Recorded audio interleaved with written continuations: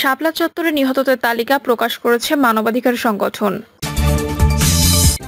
দেশে এখনো ৭০০ মানুষ নিখোঁজ, বলছেন রিজওয়ানা হাসান। ভোট কিনে ক্ষমতায় গেলে পালাতে হয়, বলছেন কামাল হোসেন। বিএনপি দ্রুত নির্বাচন চাইলেও জামায়াত কেন চাচ্ছে না, জানালেন ডক্টর শফিকুর রহমান। বঙ্গবন্ধুর পরিবারের সদস্যদের নিরাপত্তা আইন বাতিলের সিদ্ধান্ত। শুনছিলেন সংবাদ শিরোনাম, এবারে বিস্তারিত। শাপলা চত্বরে নিহতদের তালিকা প্রকাশ করেছে মানবাধিকার সংগঠন।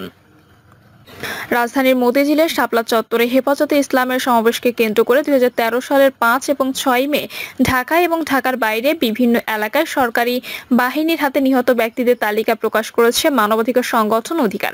এতে 61 জনের নাম পরিচয় উল্লেখ করা হয়েছে। তবে হেফাজত সংশ্লিষ্টদের দাবি, নিরাপত্তা বাহিনীর হাতে নিহতের সংখ্যা এর কয়েক গুণ বেশি। তাদের ভাষ্য, হেফাজতের ওই সমাবেশে যারা যোগ দিয়েছিল তাদের সবাই মাদ্রাসা ও এতিমখানা ছাত্র। আর এদের একটি উল্লেখযোগ্য অংশ হচ্ছে এতিম। হত্যাকাণ্ডের পর সরকার সব লাশ গুম করে দেয়ার ওই সব এতিম শিশুদের তথ্য অধিকারের পক্ষে সংগ্রহ করা সম্ভব হয়নি।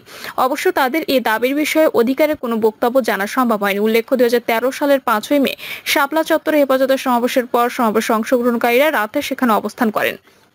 সারাদিনে মিছিল সমাবেশ ক্লান্ত মাদ্রাসা ছাত্র শিক্ষকদের বড় অংশ মাঝরাতের দিকে প্রায় ঘুমিয়ে পড়েন। এমন সময় মতিঝিল ও আশপাশের এলাকায় বিদ্যুৎ বন্ধ করে দিকে অন্ধকারে নিরীহ শিশু কিশোরদের উপর চারদিক থেকে ঝাঁপিয়ে পড়ে পুলিশ ও র্যাবের একাধিক টিম। সংখ্যা যাই হোক, হেফাজতের সমাবেশে নিরাপত্তা বাহিনীর হামলায় যে অসংখ্য মানুষের মৃত্যু হয়েছে, অধিকারের তালিকা প্রকাশের মধ্য দিয়ে সেটি প্রমাণিত হয়েছে। গত 5 আগস্ট আওয়ামী লীগ সরকারের পতনের আগ পর্যন্ত তারা দাবি করে আসছিল হেফাজতের সমাবেশে কোনো প্রাণহানি হয়নি। দেশে এখনো ৭০০ মানুষ নিখোঁজ, বলছেন রিজওয়ানা হাসান।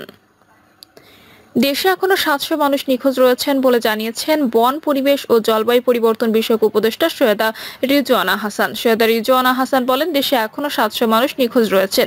নিখোঁজ ব্যক্তিদের তালিকা করা হবে। গুমের বিরুদ্ধে 2006 সালের কনভেনশনে বাংলাদেশ আজ সই করেছে। এটি একটি বড় মাইলফলক। আর যেন কেউ ক্ষমতা কুক্ষিগত করতে কোনো নাগরিককে গুম করতে না পারে, তাই এটি স্বাক্ষর করা হয়েছে। এজন্য প্রয়োজনীয় আইনি সংস্কার আমরা গ্রহণ করব। ভোট কিনে ক্ষমতায় গেলে পালাতে হয়, বলছেন কামাল হোসেন। টাকা দিয়ে ভোট কিনে ক্ষমতায় গেলে পালাতে হয়। আমরা পালাতে চাই না, জনগণের জন্য রাজনীতি করি এবং এই মাটিতেই মরতে চাই। সব বিভেদ ভুলে দলের ঐক্যবদ্ধ যাত্রা দেশের অন্যতম রাজনৈতিক দল গণফোরামকে আরো শক্তিশালী করবে। ডক্টর কামাল হোসেন বলেন, গণফোরাম ব্যর্থ হয়নি। দেশের জন্য সুষ্ঠু রাজনীতি করতে গণফোরাম সৃষ্টি হয়েছে। আমরা বিক্রি হইনি। টাকা দিয়ে ভোট কিনে নির্বাচন করে যারা ক্ষমতা এসেছে, জনগণ তাদের টিকতে দেয়নি। দেশ ছেড়ে পালাতে বাধ্য হয়েছেন তারা। এই পরিস্থিতি থেকে শিক্ষা নিতে হবে সবার। ক্ষমতার অপব্যবহার, অর্থ পাচার, লুটপাট করেছে যারা, জনগণ তাদের ক্ষমতায় থাকতে দেয়নি। সততাই গণফোরাম ও আমাকে টিকিয়ে রেখেছে। বেঁচে থাকলে জনগণকে সঙ্গে নিয়ে দেশের জন্য কাজ করতে চান তিনি আরো বলেন, অর্থ পাচারের মূল কারণ দুর্নীতি। দুর্নীতিবাজ মানুষদের জনগণ দেশ থেকে বের করে দিয়েছে। এখন সবাই মিলে দেশ গড়তে হবে। বিএনপি দ্রুত নির্বাচন চাইলেও জামায়াত কেন চাচ্ছে না, জানালেন ডক্টর শফিকুর রহমান। জামায়াতে ইসলামের আমির ডক্টর শফিকুর রহমান বলেছেন, অন্তর্বর্তী সরকারকে বিএনপি নির্বাচনের জন্য আলটিমেটাম দিয়েছিল, আবার এখন রোডম্যাপ দেওয়ার জন্য দাবি জানিয়েছে। পরিপ্রেক্ষিতে আমি মনে করি বিএনপির জায়গা থেকে যেটি উত্তম মনে করেছে সেটি তারা করেছে। 15.5 বছরে দেশে অনেক জঞ্জাল সৃষ্টি হয়েছে। সব সাংবিধানিক প্রতিষ্ঠানকে ধ্বংস করা হয়েছে। আইন শৃঙ্খলা বাহিনীকে চরমভাবে দলীয়করণ করা হয়েছে, যার কুফল 15 বছরে জাতি ভোগ করেছে। এতগুলো জঞ্জাল ঠিক করা 3 মাসে সম্ভব হবে না বলে মনে করেন ডক্টর শফিকুর রহমান। সমসাময়িক রাজনীতি নিয়ে একান্ত আলাপচারিতায় এসব কথা বলেন জামায়াতে আমির। আমরা তো 1/11 কথা ভুলে যাইনি, মির্জা ফখরুল। ডক্টর শফিকুর রহমান বলেন, যদি দেশে স্থিতিশীল পরিবেশ না এনে নির্বাচন করা হয়, সেই নির্বাচন জাতির জন্য আরেকটা বিপর্যয় ডেকে আনতে পারে। আমাদের কথা হচ্ছে সময়টা হতে হবে যৌক্তিক। এটা 3 মাসও নয়, 3 বছরও নয়। এর জন্য মিনিমাম যে সময়টুকু লাগে সে সময়টুকু দেওয়া উচিত। জামায়াতে আমির বলেন, এ সরকার তো কোনো দলীয় সরকার না যে এর বিরুদ্ধে দাবি জানাতে হবে। আবার এখনই দাবি জানানোর মতো কোনো প্রেক্ষাপট তৈরি হয়নি। জনগণের প্রত্যাশিত বিপ্লবের দ্বারা, জনগণের দ্বারা সিন্ডিকেট এই সরকার। আমাদের দায়িত্ব হচ্ছে সঠিক পথে যেন সরকার এগোতে পারে, সার্বিকভাবে সহযোগিতা করা। আর এ সরকার যদি কোনো ভুল করে তাদের পরামর্শ দেওয়া। সেটাতে যদি সংশোধন না হয় তাহলে আমরা প্রতিবাদ করব। এটা নিয়ে কোনো অসুবিধা নেই, কিন্তু তাদের যৌক্তিক সময় দেওয়ার পক্ষে জামায়াত ইসলাম। এখন প্রশ্ন হতে পারে যৌক্তিক সময়টা কতদিন? সেই যৌক্তিক সময়টা আমরা সপ্তাহ মাস বলছি না। এটা যদি 3 মাস সম্ভব হয় 3 মাস, আর 6 মাসে সম্ভব হলে 6 মাস, তবে এটা বেশি সময় নেওয়া জাতির জন্য কল্যাণকর হবে না। যতটুকু মিনিমাম সময় দরকার সেটাই নেওয়া উচিত। বিএনপি নির্বাচনের জন্য তোড়জোড় করছে, আমরা এই মুহূর্তে নির্বাচনকে প্রাধান্য দিচ্ছি না। এই সময় জাতির ক্রাইসিস, রক্তের দাগ, ক্ষত বিক্ষত হওয়া শহীদ পরিবারগুলো বিভিন্ন জেলায় বন্যার কবলে পড়েছে। এটাকে আমরা এই মুহূর্তে রাজনীতি হিসেবে নিয়েছি। এটাকে কেউ যদি রাজনীতি বলে রাজনীতি, আবার কেউ যদি বলে মানবিক দায়িত্ব, তাহলে মানবিক দায়িত্ব। আমরা মনে করি এই বিষয়গুলো সমাধান না করে নির্বাচনের কথা তোলা যৌক্তিক মনে করি না, তাই আমরা নির্বাচন নিয়ে কথা বলছি না। মানুষের এই বিষয়গুলো সমাধান করার জন্য আল্লাহ আমাদের যতটুকু সামর্থ্য দিয়েছেন সেটুকু চেষ্টা করে যাব। জামায়াত জোটে নির্বাচনে যাবে না, এককভাবে নির্বাচনে যাবে, এমন প্রশ্নের জবাবে জামায়াত আমির বলেন, এটা বলার এখনো সময় আসেনি। উপযুক্ত সময় আমাদের দেখিয়ে দেবে ও আপনারাও জানতে পারবেন যে জোটগতভাবে হবে না এককভাবে হবে, না কারোর সঙ্গে সমঝোতার ভিত্তিতে হবে। এটা বলার সময় এখনো আসেনি। বঙ্গবন্ধুর পরিবারের সদস্যদের নিরাপত্তা আইন বাতিলের সিদ্ধান্ত।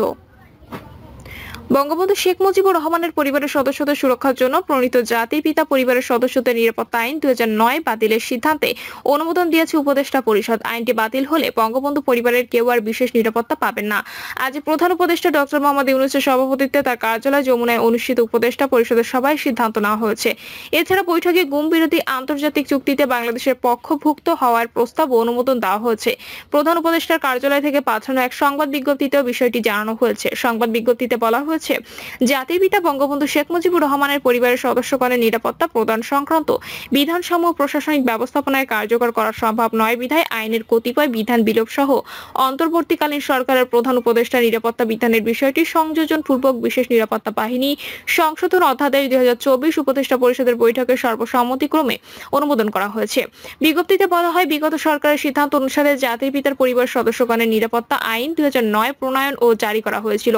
পরবর্তী সময় 15/5/2015 তারিখে উক্ত আইন অনুসারে বিশেষ নিরাপত্তা এবং সুবিধাদি প্রদানের গেজেট জারি করা হয়। কেবল একটি পরিবারের সদস্যদের রাষ্ট্রীয় বিশেষ সুবিধা প্রদানের জন্য আইনটি করা হয়েছিল, তা একটি সুস্পষ্ট বৈষম্য বিরোধী ছাত্র জনতার গণ অভ্যুত্থানের পর বর্তমান অন্তর্বর্তীকালীন সরকার সকল বৈষম্য দূরীকরণের দৃঢ় প্রত্যয় গ্রহণ করেছে। বর্তমানে সংসদ ভেঙে যাওয়া অবস্থায় এ বিষয়ে আশু ব্যবস্থা গ্রহণ করে এই আইনটি রহিতকরণ কল্পে অধ্যাদেশ জারি করা প্রয়োজন। এই প্রেক্ষাপটে উপদেষ্টা পরিষদ বৈঠক কর্তৃক জাতির পিতার পরিবার সদস্যদের নিরাপত্তা অধ্যাদেশ 2024 খসড়া লেজিসলেটিভ ও সংসদ বিষয়ক বিভাগের ভেটিং সাপেক্ষে চূড়ান্তভাবে অনুমোদন করা হয়। প্রিয় দর্শক, এই ছিল এখনকার সর্বশেষ সংবাদ। আপডেট সব সংবাদ পেতে চ্যানেলটি সাবস্ক্রাইব করে বেল আইকনটি ক্লিক করে রাখুন।